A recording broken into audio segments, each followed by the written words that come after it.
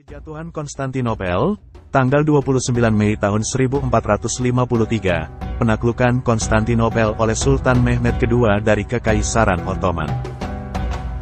Konstantinopel adalah ibu kota Kekaisaran Bizantium yang kuat dan kaya, menjadi target ambisi Ottoman selama lebih dari 1 abad. Serangan Konstantinopel dimulai seusai salat Jumat pada tanggal 6 April tahun 1453, dengan tembakan yang dilepaskan oleh meriam raksasa. Mehmed II, Sultan Ottoman saat itu, memimpin serangan besar-besaran untuk merebut kota tersebut. Pasukannya jauh melebihi jumlah pembela Bizantium, 80.000 Ottoman melawan 40.000 Bizantium, yang sebagian besar adalah warga sipil bersenjata daripada tentara profesional.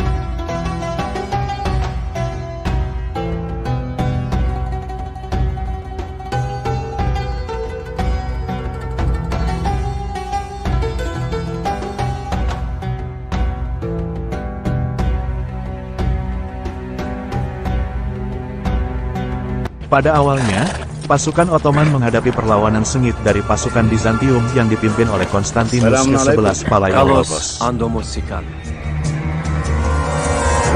Kur'an'ın hükmüne uyduk. Bu durumda çok kan dökülecek. Sizin kanınız. Namun, pasukan Ottoman terus-menerus menyerang benteng dan tembok kota dengan senjata-senjata canggih, termasuk meriam besar. Pengeboman berlangsung selama 53 hari, perlawanan mereka runtuh, dan pada akhirnya, pasukan Ottoman berhasil menembus tembok kota dan masuk ke dalam kota tersebut. Pertempuran berlangsung sengit, namun kekuatan Ottoman yang lebih besar dan lebih terorganisir berhasil mengalahkan pasukan Bizantium yang kehabisan tenaga dan sumber daya. Pada tanggal 29 Mei tahun 1453, Mehmed II memasuki kota Konstantinopel dan mengumumkan kemenangan Ottoman. Dia mengubah Hagia Sophia menjadi masjid dan mendirikan Istana Topkapi sebagai pusat pemerintahan Ottoman.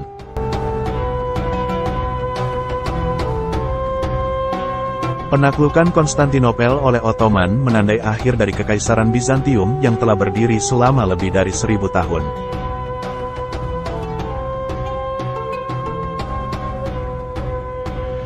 Kejatuhan Bizantium membuka jalan bagi kebangkitan Yunani dan Eropa Barat yang kemudian memimpin gelombang kebangkitan ilmiah, kemanusiaan, dan seni pada abad Renaissance.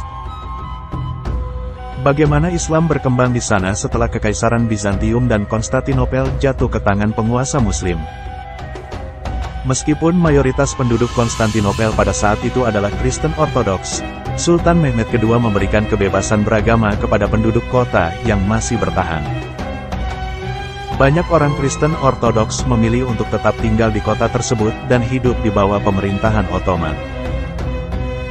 Mereka diperbolehkan beribadah dan mempertahankan kebiasaan keagamaan mereka, meskipun dengan pengecualian beberapa pembatasan, seperti larangan membangun gereja baru. Namun, seiring berjalannya waktu, banyak penduduk Konstantinopel yang memilih untuk memeluk agama Islam. Hal ini disebabkan oleh kebijakan Sultan Mehmed II yang memberikan insentif kepada orang-orang Kristen yang memeluk Islam, seperti pemberian tanah dan hak-hak ekonomi yang lebih besar. Seiring dengan penyebaran Islam, banyak masjid dan institusi Islam yang dibangun di Konstantinopel dan sekitarnya. Salah satu contohnya adalah Masjid Fatih, yang dibangun oleh Sultan Mehmed II setelah penaklukan kota tersebut. Masjid ini masih berdiri hingga saat ini dan menjadi salah satu landmark penting di Istanbul. Meskipun Islam berkembang di Konstantinopel dan sekitarnya setelah jatuh ke tangan penguasa Muslim, keberadaan minoritas Kristen Ortodoks tetap diakui dan dihormati oleh pemerintah Ottoman. Hal ini menunjukkan toleransi dan kerukunan antara umat beragama yang berbeda di kawasan tersebut.